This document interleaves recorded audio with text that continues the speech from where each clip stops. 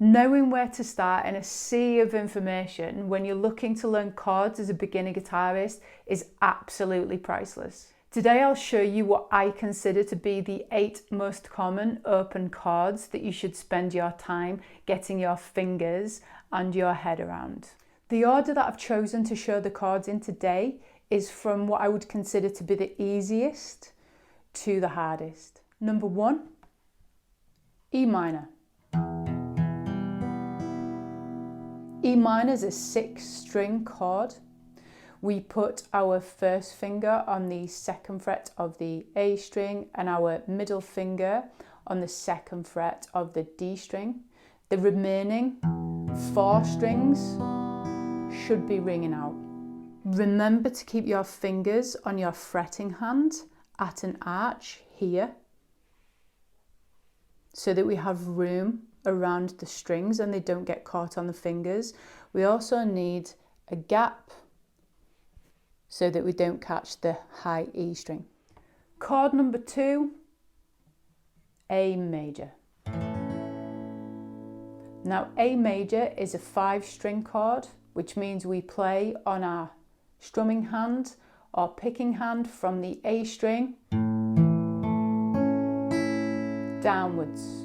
On our fretting hand, we are playing with our first finger the 2nd fret of the D string, the 2nd fret of the G string, and the 2nd fret of the B string.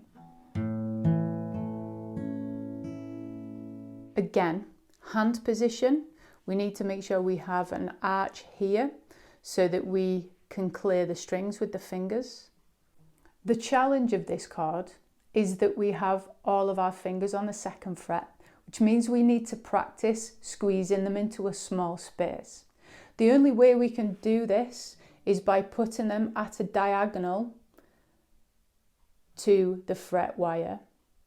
This can leave the top finger on the D string, causing some people issues because if it's too far back, you start to get a buzzing sound or lose the note. So what we've got to do is concentrate on learning to squeeze those fingers together. If that's not possible, the other option is to leave the 3rd finger in the same position that it is, but instead use the middle finger on the D string and use the 1st finger on the G string. Some people find this helpful to squeeze into the space. Chord number 3, we're going to play an E major, also called E. This is a 6-string chord, so we play all 6 strings. We have our middle finger on the A string 2nd fret, our 3rd finger on the D string 2nd fret, and our 1st finger on the 1st fret of the G string. Remember, keep those fingers nice and rounded, keep them firmly pressed down and keep them as close to the fret as possible, especially this 1st finger, because there's more tension on the 1st fret due to the nut. It can be a little bit harder to press down.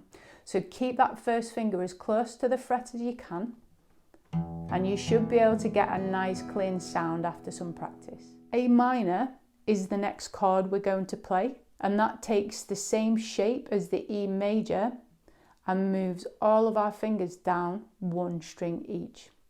So now we're going to play with our picking hand 5 strings. So from the A string downwards, we have our middle finger, 2nd fret D string, 3rd finger, 2nd fret G string, and 1st finger, 1st fret B string.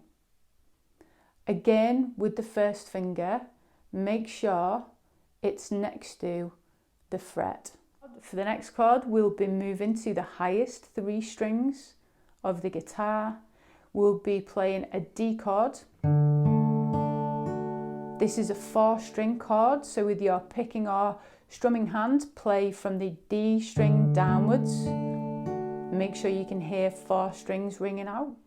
We play on our fretting hand the 1st finger on the 2nd fret of the G string, the 3rd finger on the 3rd fret of the B string, and the middle finger on the second fret of the E string. Now the tricky one that people find often difficult with the D is that the third finger here will rest on the E below it, and that will mute the string. This can be two things, and it could be that this third finger here isn't rounded enough, so it's flatter and presses on the high E string. So first look at that, keep this third finger nice and rounded. The next thing could be that the middle finger isn't quite pressing down in the right place. Sometimes it slips, and sometimes people just don't press it down hard enough. So pay attention when you're getting used to these chords that you've got equal pressure pressing on the strings. The next chord we're going to look at is a transition from the D into a D minor. Now we can, if we're going from the D major, just move the first finger and the middle finger and leave the third finger where it is. We put the middle finger on the second fret of the G string and the first finger on the first fret of the E string. Use the same principles for this. It's 4 strings with your picking hand. Again, make sure your fingers are nice and arched. It's a little bit more spread out because we're now covering 3 frets. So that can be a bit of a struggle point for some people. So just take your time to get used to spreading your fingers out across 3 frets, making sure your fingers are in the right position in those 3 frets. The next chord we're going to go from here, chord number 7, is a G chord. Now this is much more spread out over the fretboard from top to bottom, but it's still only within 2 frets. So I'm going to show you a couple of ways that you'll see people play a G in this position. The first one is this: middle finger, 3rd fret E string, first finger, 2nd fret A string, and 3rd finger, bit of a stretch now, 3rd fret, high E string.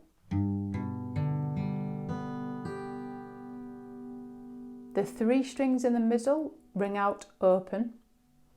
The troublesome points with this chord can be that the top finger rests on the string underneath, so make sure you keep that finger nice and rounded to create space for the A string. The other thing, this finger often slips down that way, so bring it back to position, because if it slips down, we know that we're going to lose the note. So keep it in the right position, nicely rounded, the same with each finger, and the 3rd finger on the high E string often takes a bit of time to adjust, pressing that down in that position, so take some time with that.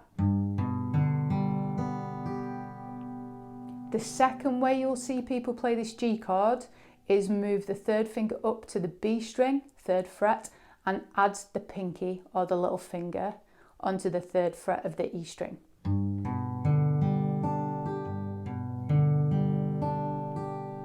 Now these are both G major chords, and you will use them in different songs for different reasons. If you find the 3-fingered one easier to do in the beginning, try that. Then try adding the pinky version. The 8th and final chord we have today is a C major chord. This is a bit more of a stretch. This is a 5-string chord, so we play this from the A string downwards. It's a bit more of a stretch on the fretting hand as we're covering 3 strings diagonally across the fretboard. So we have the 3rd finger, 3rd fret A string, middle finger 2nd fret D string, 1st finger 1st fret B string. You will see it quite commonly that the fingers want to squeeze together. If that's proving to be the case for you, lay the chord down backwards. So put the 3rd finger on the A string, then the middle finger, then the 1st finger. And the tricky part is keeping the fingers stretched out in those positions. The next thing is the first finger here often wants to sit on the thin E string underneath it and create a mute.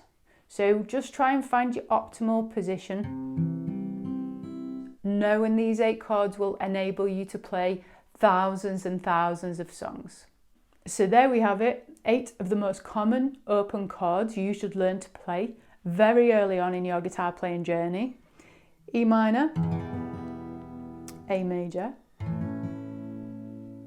E major, A minor, D major, D minor, G major, and C major. This is a basic foundation lesson for these chords. Some of the chords you will be more suited using different fingers to press the frets down. And what you will notice the longer you're playing is that depending what chord you're coming from and going to in a song, you'll choose to use the fingers that make more sense in that situation. Not everybody has the same physical capabilities as well. So sometimes you're not going to be able to use a pinky, you might not be able to use the stretch. So it's about finding out what works for you. The perfect lesson to pair with this is this one here, where I show you how to play 3 basic strumming patterns with developments. Good luck with your chord practice, and I'll see you next time.